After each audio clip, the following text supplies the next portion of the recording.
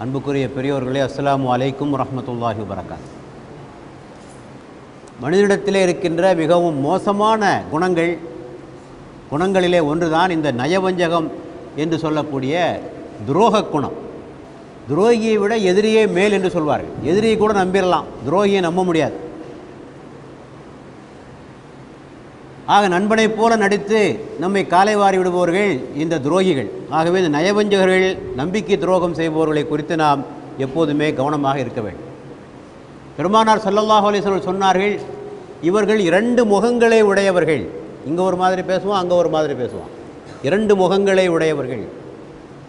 மறுமையில் இவர்களுக்கு நெருப்பினாலான 2 நாக்குகள் இவர்களுக்கு கொடுக்கப்படும். அதை வச்சு அடையாளம் கண்டுக்கலாம். இந்த பூமியில் நயவஞ்சகனாக இவன் வாழ்ந்திருக்கிறான் என்பதற்கான அடையாளமாக அது அமையப் போகிறது என்று சொன்னார்கள். இந்த தலைப்பை நாம் பேசுகின்ற நோக்கம், ஒன்று, நம்மிடத்திலே இந்த நயவஞ்சக குணங்கள் இருக்கிறதா என்பதை அறிந்து கொள்வது. நாம் இங்கே ஒரு பட்டியலை தரப்போகிறோம்.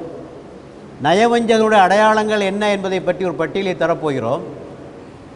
அந்த பட்டியலில் நாம் இடம்பெற்றிருக்கிறோமா என்பதை அறிந்து கொள்வது இந்த உரையினுடைய ஒரு நோக்கம். இன்னொன்று, நமக்கு மத்தியிலே நயவஞ்சகர்களாக வாழ்ந்து கொண்டிருக்கிறார்களே, அவர்களை அடையாளம் கண்டு அவர்களிடமிருந்து நம்மை பாதுகாத்துக் கொள்வதும் ஒரு நோக்கம். நயவஞ்சகத்திற்கு பல விளக்கங்கள் உண்டு. உள்ளத்திற்கும் உதட்டுக்கும் முரண்பாடு.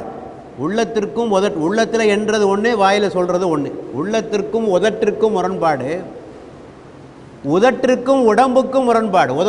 வாயால் பேசுகிறது ஒன்று, செய்கிறது ஒன்று. ஆக எல்லாமே முரண்பாடு. உள்ளம், உதடு, உடல், இந்த 3க்களே முரண்பாடு, ஒன்றுக்கொண்டு பொருந்தி வராது.